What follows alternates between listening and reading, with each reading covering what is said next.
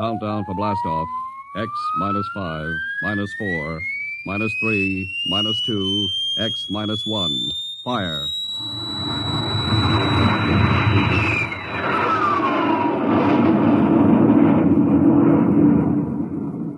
From the far horizons of the unknown come tales of new dimensions in time and space.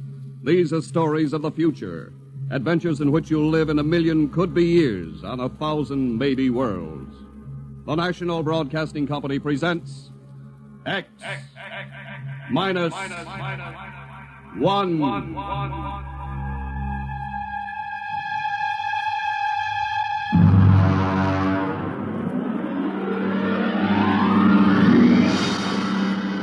Tonight's story, No Contact.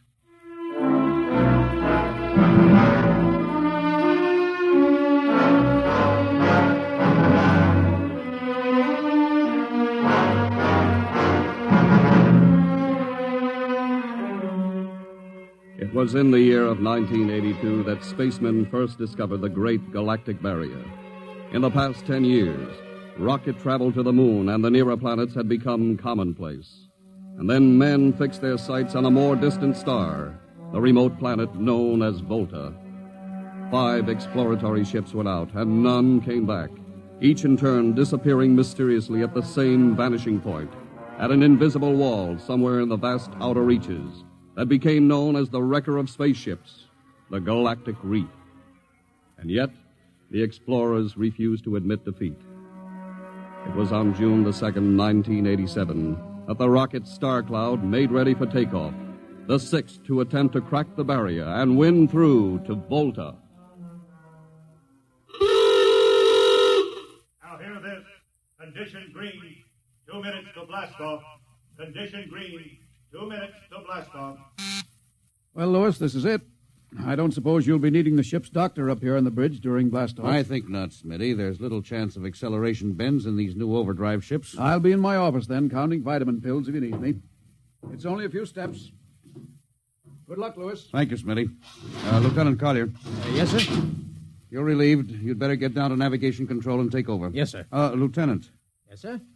We've never flown together before. This is your first flight in a space vessel as big as the Star Cloud. Yes, sir, but I was trained in oversized jobs at the Naval Academy. Well, if you're half as good a navigator as your father was, you'll do fine. Thank you, sir. Did you ship out with my father? I served under him on one of the first rocket runs to the moon. I see. I almost went along on his last trip to the barrier. Too bad about that. Yes, sir. That's all, Collier.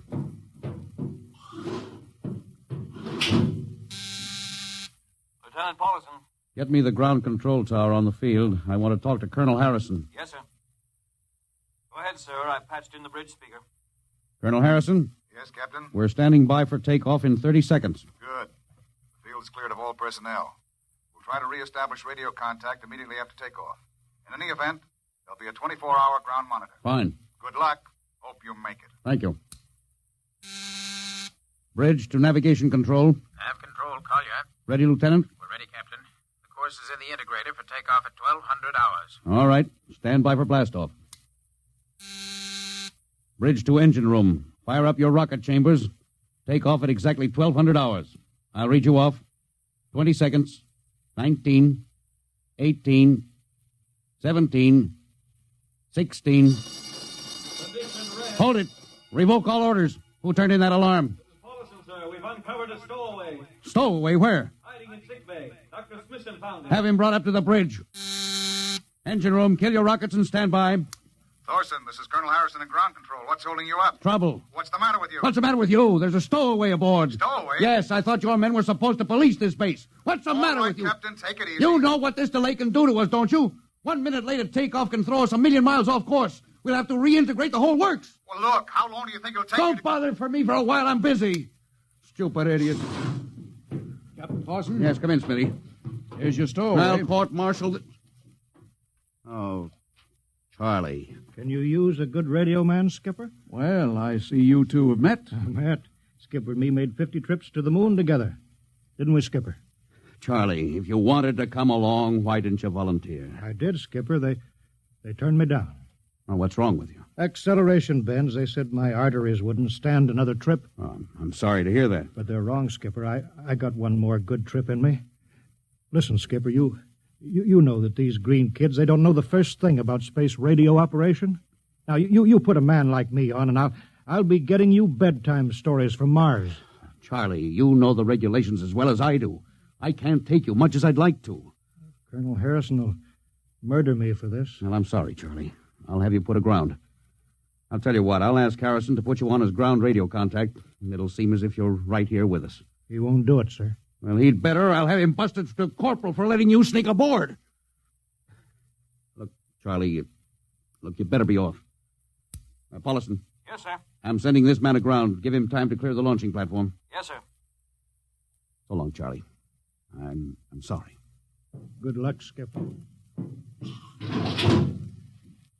I thought you were going to have him drawn and quartered. If it had been anyone else, I would have, Smitty. But Charlie, well, he's kind of special. He's been with me since my first command when we began the regular run to the moon. And if he wanted to come along this time, well, it's only through loyalty to me. You know, Lewis, I didn't realize it before, but you're almost human.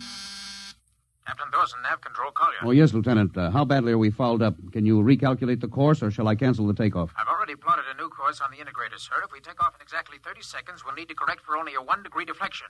I can do that before we breach the stratosphere. That's quick work. Are you sure? Yes, sir. Positive, sir. All right, Collier. I'm putting it in your hands. We'll blast off on your signal. Bridge to engine room. Prepare to blast off on navigator's signal.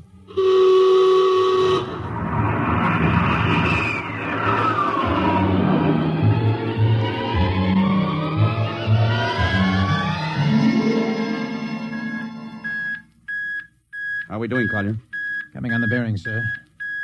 That's 4, 3, 2, 0. We've intersected the course vector. Good work, Collier. Course is corrected, sir. We're ready to go into atomic overdrive anytime you say. All right. Stand by. Yes, sir. Now hear this. Now hear this. Prepare for maximum acceleration. Bridge to engine room. Kill your rockets. Rockets out. Fire up number 1 cyclotron.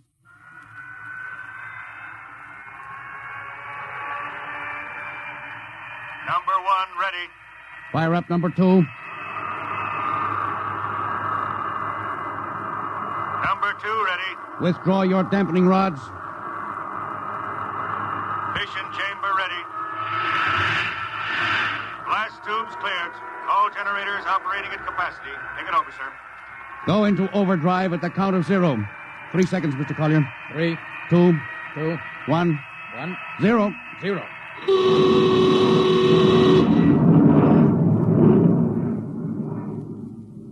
How are we doing, Collier? On course, sir.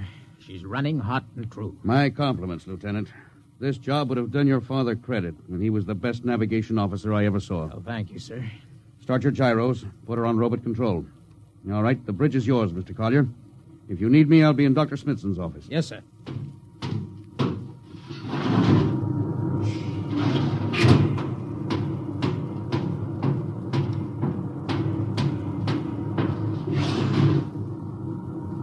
Lewis, I see you got us off the ground. You can thank young Collier for that.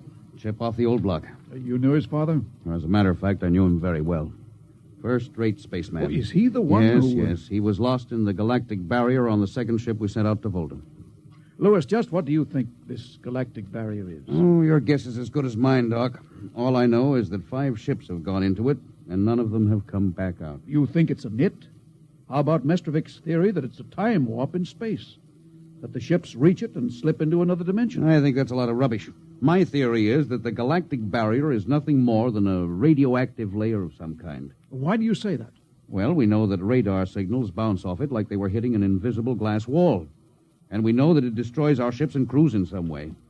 There's no other logical explanation. What makes you think we can get through it, Lewis? Because we're ready for it. The others weren't.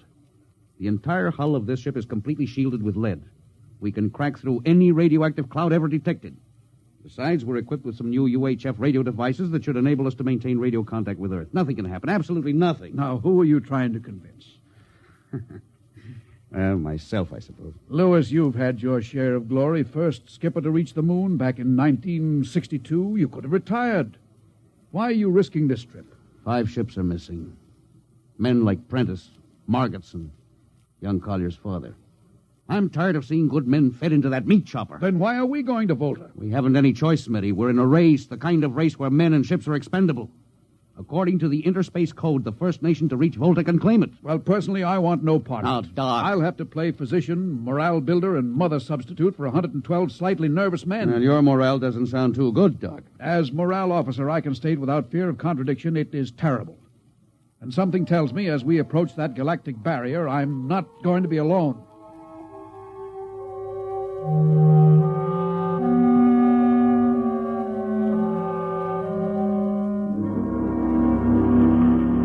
Hello, Earth. Hello, Earth. Captain Thorson of the Star Cloud calling Earth. Hello, Star Cloud. Hi, Captain. Charlie. Well, I see they haven't court-martialed you yet. No, sir, thanks to you. Well, it's good to hear you. You can read us the funny papers on Sunday morning. All right. How's our signal? Strong. Clear as a bell. Here's our log report for Colonel Harrison. You ready? Shoot. June 2nd, 1987. 4 weeks out from Earth. Running true. No radiation. Operation normal. Still making our approach to the galactic barrier. That's all, Charlie. See you later. Good luck, Captain. I sure wish I was with you.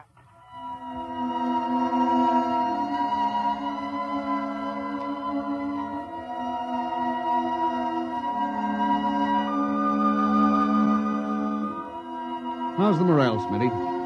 The men know we're getting closer to the barrier. They're beginning to show a little tension, Lewis.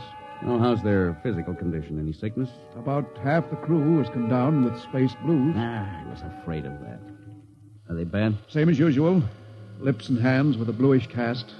Eyes are sensitive to infrareds. I don't know. When I first started flying these tin cans, nobody ever heard of space blues. Well, now there's a theory it's caused by the terrific acceleration of atomic overdrive. Change in gravity affects the circulation. What do you think? I think it's psychosomatic. I've noticed that the same men who get space blues under tension on a ship tend to get blue coloration back on Earth when they're upset.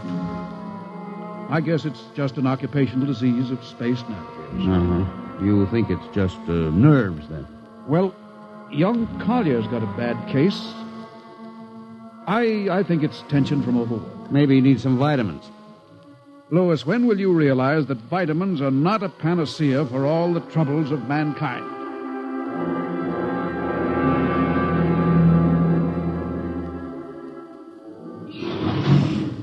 Sir, I understand that you've relieved me from duty. Well, Dr. Smithson says you aren't looking very well, Collier. I'm giving you a rest. Sir, I feel perfectly able to continue. Your lips are as blue as Minnetonka. Captain, I'd like to remain at my post. Don't be foolhardy, Lieutenant. I'm not being foolhardy, sir. I have a special, personal reason for wanting this expedition to reach Volta. Your father? Yes, sir. You think he might still be alive? I have to find out what happened, sir. I think I understand. Very well, Collier. Report back to duty.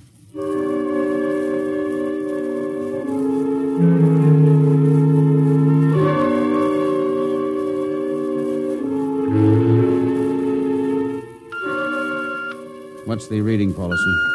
We're getting a +5 radar bounce now. Coming off the barrier almost as fast as we sent it out. What's the interval? 2 seconds. Shortening steadily. At this rate, we'll hit the wall in the next few minutes. All right. Alert the crew. Sound general quarters. Now, hear this. Condition red. We are now approaching the galactic barrier. All hands to stations. All radiation detectors to be fully manned. Full security will prevail until further notice. That is all. Paulison. Yes, sir? The radar bounce is up to +6. We'd better try to make final contact with Earth. Is Sparks still trying to raise the base? Yes, sir, but he's not having much luck. Oh? Seems to be some interference. Oh, that's the radio room now. Yes? You got him? Well, cut in on the bridge speaker. Captain will take it from here. Hello? Star Cloud to Earth. Can you hear me, Earth? Hello, Skipper. I can barely read you. We're getting heavy static from sunspots. That's not sunspots, Charlie. We're right on top of the galactic barrier. Getting a +7 radar bounce. Expect to hit the barrier almost any second now. Good luck, Skipper. If we crack the barrier and come through still in one piece, I'll try to get back to you on the high-frequency band. Got you, Skipper. Don't worry. I'll be waiting. So long, Charlie. So long, Star Cloud. Must be getting awfully close now, Captain. Echo's bouncing back so fast it's almost beating the signal. When they go inside, hold on to your hat. That's when we run into the wall. Any second. Hold on. Oh, here goes nothing. Here it comes.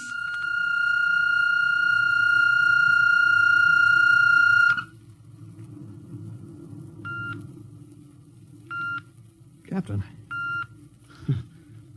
Nothing happened. we made it. We made it, Captain. No radiation, no time warp, no nothing. Now, the crew's gone crazy, sir. Let them. They've earned it. Doc, can you break out a few bottles of snakebite serum for medicinal purposes? I sure can, Louis. This calls for a celebration. How's your morale now? It couldn't be better. How's yours? Couldn't be better. What the... Condition red. Condition red. Radiation detected. Condition red. Radiation detected. Holy mackerel. Look at the needle on that indicator. Paulson. Yes, I see it, Captain. Picking radiation like crazy. What's it like? Well, it's a strong impulse. What kind? I don't know. It's too long for a cosmic ray, too short for UHF. Whatever it is, sir, the ship is lousy. Well, track it down, triangulate it, and make it fast. I want a directional fix. Yes, sir. Engine room. Yes, sir. We're picking up radioactivity. Is the fission chambers? No leak here, sir. Check your gauges. Nothing here, Captain. Must be coming from outside. Damage control. Is our lead shield leaking radiation? Well, keep at it. Paulson, how are you doing? I've got it fixed, Captain. Well, what is it? Well, I'll have to recheck my figures. Well, hurry it up. The angle is correct, but I Come don't... on, man, for Pete's sake. Where's the radiation coming from? Sir, it's coming from inside the ship. That's impossible. No, sir, I've checked it twice. Well, it's got to be the engines, then. If it is, sir, we're finished. Engine room. Yes, sir. That radiation must be in the overdrive pile. No, sir, it isn't here, sir. Are you certain? Yes, sir. All right, keep checking. There's only one thing left to do. Paulson, get a Geiger counter. We're going to start combing this ship inch by inch. Yes, sir. All right, turn it on. Yes, sir. All right. Ready, Captain. We'll check the atomic guns first. Come on. We'll cut through the officers' quarters here to ordnance. Now turn here. Oh, wait a minute, sir. Huh? What is it? The signal's weaker now. Yeah. Let's go back. Hold it. Seems strongest right about here. Oh, it doesn't make sense. Whose cabin is this? Lieutenant Collier's. Collier? Oh, he's down in nav control, sir. Oh, I'll try the door. It's not locked, sir. Oh, it's in here, all right. Listen to that counter. Strongest over here. Open that wall cabinet. It's locked, I'll sir. smash it. Shut off that Geiger counter. Now, what do you make of this, Paulson? Well, it looks like some sort of portable transmitter, sir. Must be foreign manufacture. I don't recognize the calibration symbols at all. I've never seen anything like it. Which raises a small question. What is Lieutenant Collier doing with a transmitter in his cabin? I don't know, sir. Well, I intend to find out, Paulson. Get down to nav control and bring Collier up to the bridge on the double. Well, hadn't we better find some way to shut this thing off first? I know a way.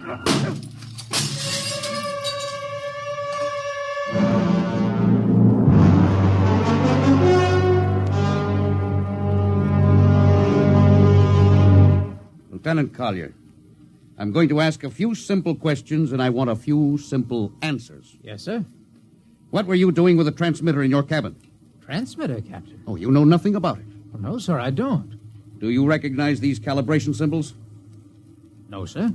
Can you think of how it might have been placed in your cabin without your knowing it? No, sir, unless someone came in while I was on duty. Would that have been possible? I suppose so, if someone had a key. I found your cabin door unlocked. Well, I meant a key to the wall cabinet. I didn't say the wall cabinet. Well, I... You what, Lieutenant? How could you have known it was in the wall cabinet? Well, I just assumed, sir. Lieutenant Collier, I find it hard to believe you would lie. Having known and respected your father, having observed the way you handle your job. However, I intend to get to the root of this thing. May I have your wristwatch, Lieutenant? Sir? Your wristwatch. Yes, sir. Paulson, turn on that Geiger counter. Yes, sir. Hold this watch next to it. Yes, sir. That's all. Lieutenant, if you hadn't any close contact with that transmitter, how do you explain the radioactivity of this watch? Well, I don't, sir. I think you'd better. To whom were you sending those signals? Condition red. Condition red. There's your answer, Captain. What is this, Collier? Alien spaceship approaching. Alien spaceship approaching. Collier, who's aboard that ship? All right, now talk! Very well, Captain. My mission seems completed. Your mission? Are you admitting that you're an agent of a foreign power? I'm stating it. What nation? No nation, Captain. What? I am an agent of the Voltan government. What? The government of the planet of Volta. You're crazy. Are you so stupid, Captain?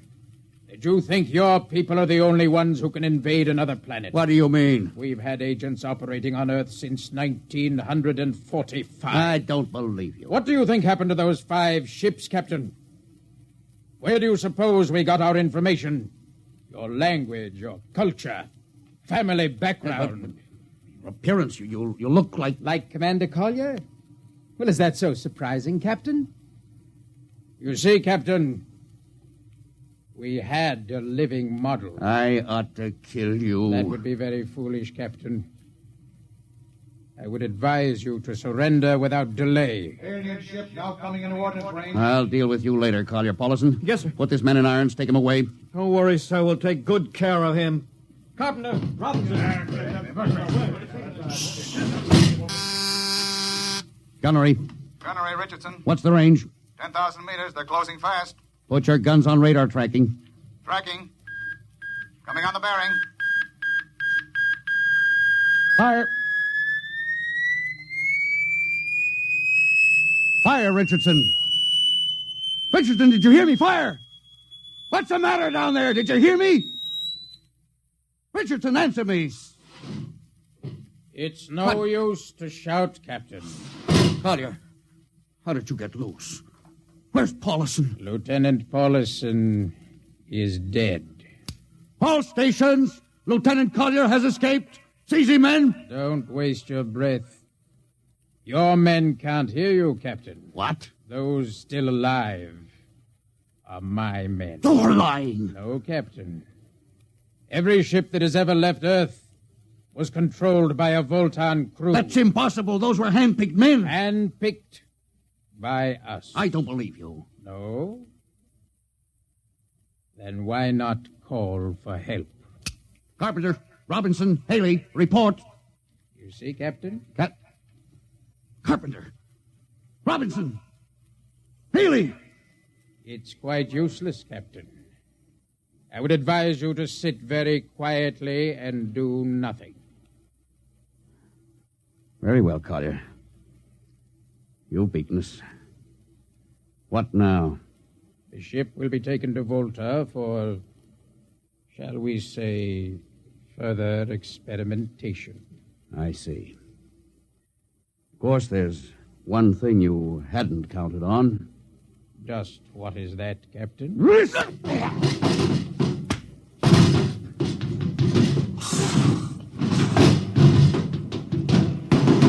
Carpenter! Are you in there, Lieutenant Carpenter? They can't all be dead. There must be one alive. Smitty, Dr. Smithson! Smitty, what have they done to him?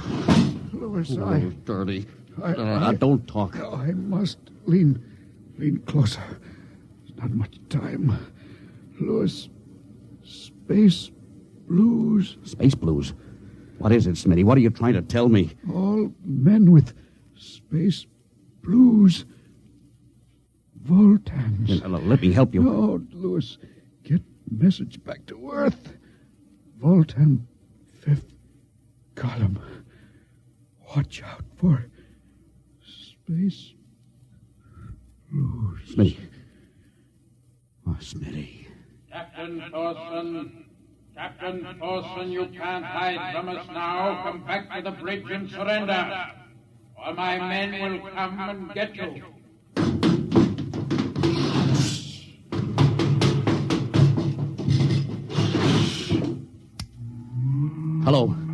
Hello.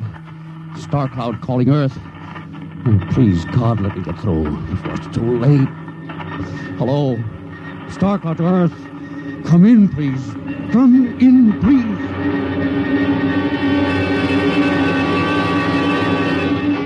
Hello. Hello. Star Cloud to Earth. Captain Thorson calling. Charlie, come in, please, hurry. Hello. Oh, hello. Can you hear me, Charlie? Skipper, is that you? Are you getting my signal? It's coming in a little louder now, Skip. Keep sending. My God. Now, look, Charlie, listen to me. Not much time. Get word to Colonel Harrison. Crew mutinied. Most of crew members, Fultons. What? Fultons. Spell that. V-O-L... Fultons. That's right. They're from the planet Volta. Skipper, are you all right? Now, Charlie, this is serious. They'll be here any second. Now, listen, they have a fifth column on Earth.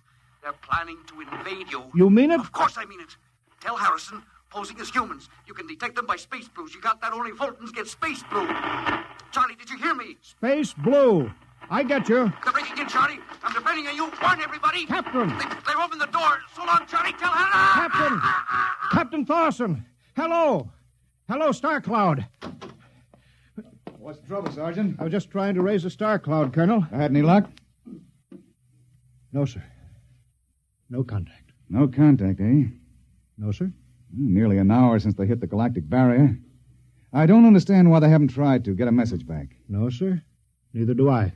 Oh, all right. I'll take over for a while. Yes, you do that, sir. It's all yours. Right. Oh, and Charlie, you better go out and get yourself some coffee. You look a little blue around the gills.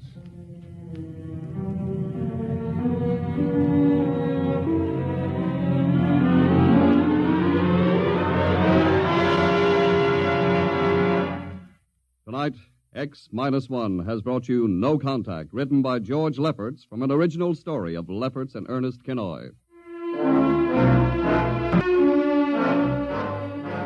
Featured in the cast were Louis Van Ruten as Captain, Donald Buca as Collier, Wendell Holmes as Charlie, and Bill Griffiths, Bill Smith, Matt Crowley, and Ken Williams. Your announcer, Don Pardo. X-1 was directed by Fred Way and is a transcribed NBC Radio Network production. And now, next week. When you want to take over a world, you naturally look for its weak point, some way to catch its people off guard. We live in a world where everybody loves a parade, a world of press agents and publicity stunts.